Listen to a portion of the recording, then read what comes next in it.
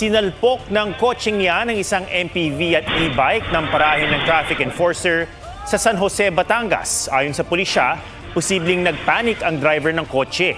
Kaya imbis na preno, si linyador ang natapakan nito. Sugatan ng isang lalaking nag-aabang lang ng jeep. Nakipag-areglo na ang driver sa mga nadamay sa aksidente at nangakong sasagutin ng pagsasaayos ng mga sasakyan pati ang pagpapagamot sa nagalusang lalaki. Lampas 6 na bilyong pisong transaksyon umano ang dumaan sa bank account ni Vice President Sara Duterte at kanyang mister na itinuturing ng Anti-Money Laundering Council na masyadong malaki o kaya'y kaduda-duda. Isinawalat yan ng AMLAC sa pagdinig ng House Justice Committee sa impeachment complaint laban sa Vice. May report si Ian Cruz. Humarap ang Securities and Exchange Commission sa impeachment hearing laban kay Vice President Sara Duterte kung saan binusisi ang mga kumpanyang idineklara ng bise sa ilan sa kanyang salin. Sa 10 kumpanya na nakadeklara sa SEC, marami umano ang lugi ang isinumiting financial records. Pero kakaiba umano ang kaso ng GenCorp Industries Incorporated na binuksan para mag-operate ng restaurant. Patay sa audited financial report mula sa kitang 28 million noong 2021, bigla itong lumobo sa 300 million to 394 million sa mga sumunod na taon hanggang 2024.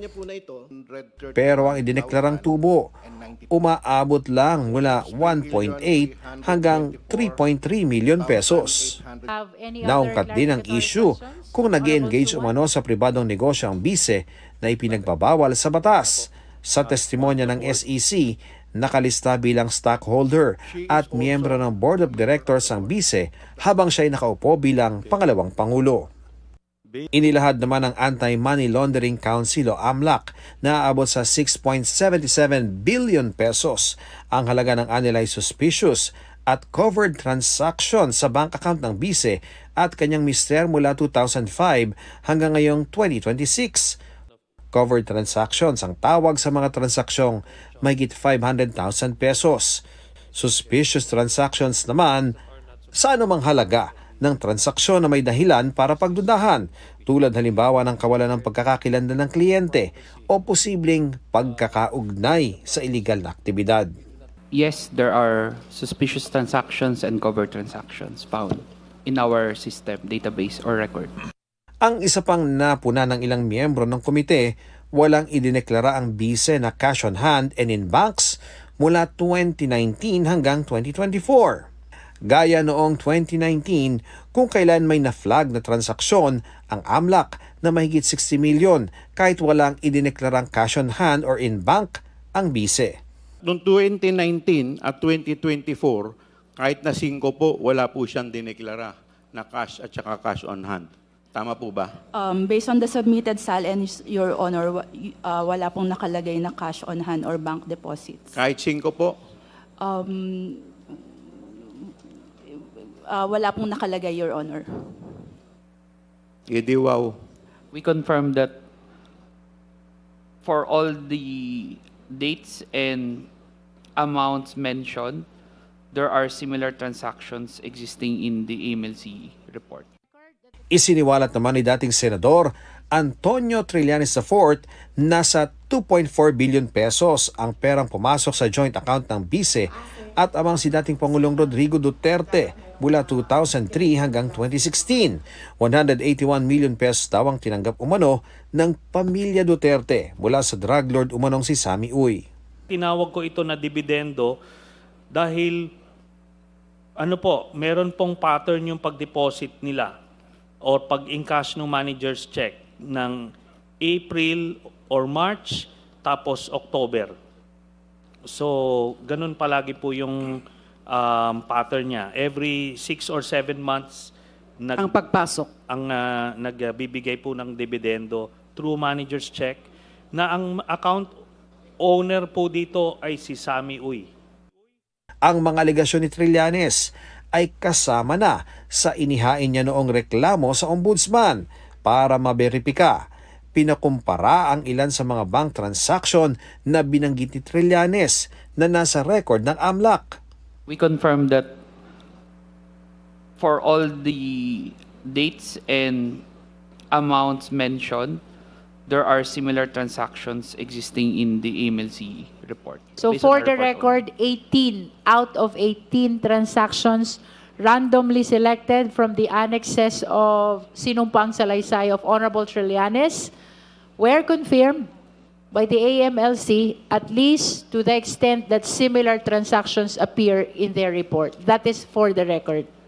Ilang beses na tinawag ang bise sa pagdinig, ngunit di siya sumipot. Wala rin siyang kinatawan dito.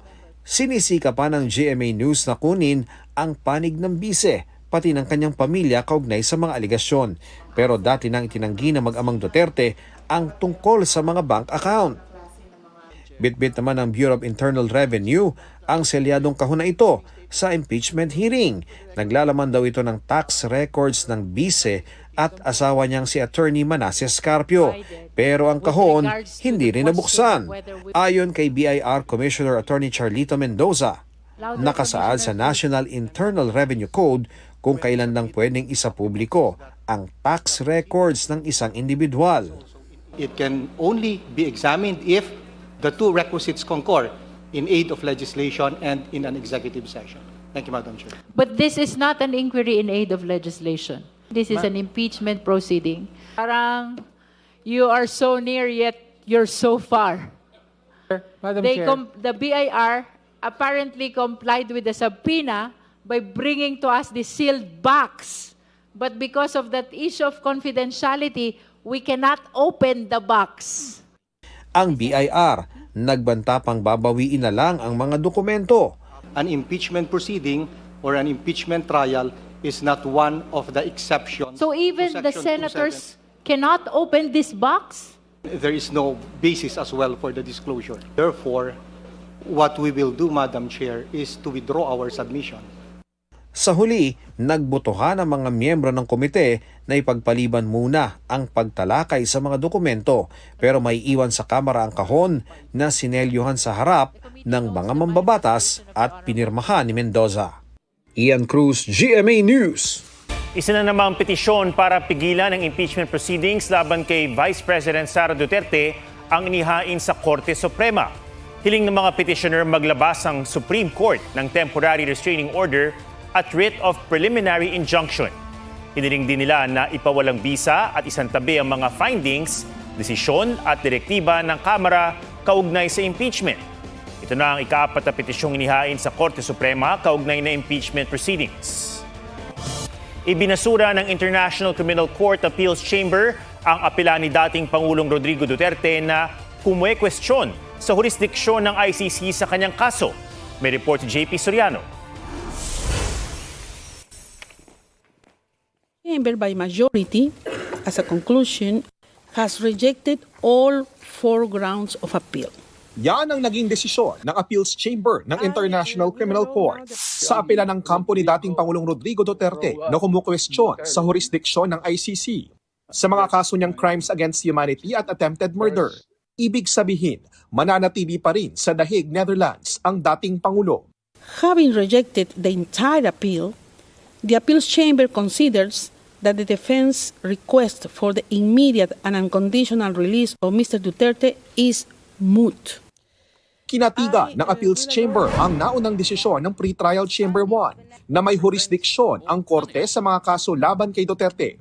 Dati nang sinabi ng Pre-Trial Chamber 1 na sakop pa rin ng ICC ang mga amonoy krimen na nangyari sa Pilipinas bago ang March 16, 2019. Panahong kasapi pa ang Pilipinas sa Rome Statute. Dagdag ng Appeals Chamber, kailangang respetuhin ang karapatan ng isang estado na mag-withdraw sa Rome Statute. Pero hindi raw naaayon sa intensyon ng Rome Statute na mahayaan ang isang estado na takasan ang responsibilidad nito sa pamamagitan ng pagkalas sa oras na malamang iniimbestigahan ito ng ICC. Wala sa pagdinig si Duterte matapos siyang mag-waive ng kanyang pagdalo. Bago ang pagbasa ng desisyon, nakausap ng media ang anak ni Duterte na si Kitty na bumisita sa ama sa detention facility. Mensahe raw ng ama sa mga nangangamusta sa kanya. They ask how I'm doing, tell them Invictus. Salitang Latin, ang Invictus nang ibig sabihin, hindi matitinag o hindi magpapatalo. May hanggang April 28 ang appeals chamber para magpasya tungkol sa confirmation of charges laban sa dating Pangulo. If the confirmation decision goes against the defense, then we're in for a trial. And that trial will probably start maybe at the beginning of 2027. Ang desisyon ng appeals chamber.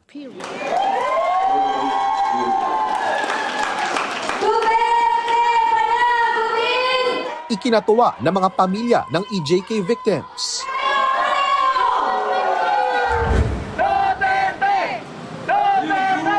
Nagkilos protesta naman sa Korte Suprema ang ilang taga-suporta ng dating Pangulo.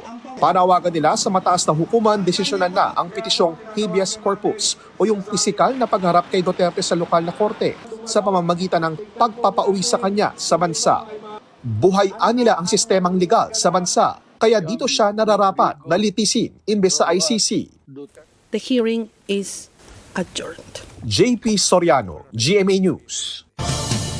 Hindi na raw ikinagulat ng lead defense counsel na si Attorney Nicholas Kaufman ang desisyon ng International Criminal Court Appeals Chamber. Sa politikal na pananaw, maubos daw ang docket ng korte kung papayagan nito ang apela. Gayunman mula sa legal perspective, bigo raw ang desisyon na klaruhin kung kailan nagiging saklaw ng korte ang isang anyay hindi malinaw na preliminary examination. Tila lumalabas daw ngayon na ang investigasyon ay pwedeng mabuksan kahit pa matagal nang kumalas mula sa Rome Statute ang isang bansa. Para kay Vice President Sara Duterte, banta sa seguridad ng bansa ang korupsyon sa mga infrastruktura lalo na tuwing may kalamidad. Kapag ang bilyong-bilyong inilaan para sa flood control ay ninanakaw o sinasayang, hindi lang natin binibigo ang kalikasan. Ipinagkakanulo natin ang ating sariling mamamayan. Ang korupsyon ng ating climate infrastructure ay isang tuwirang banta sa ating national security. Sinabi ng bise sa kanyang mensahe ngayong Earth Day.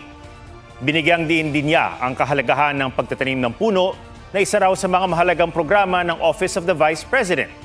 Biyaheng abroad ang bise mula bukas hanggang May 15 batay sa Travel Authority na pirmado ni Acting Executive Secretary Ralph Recto. Pinayagan ng Malacanang ang bise na bumiyahe sa the Netherlands, Republic of Korea, Belgium, Germany at United Kingdom.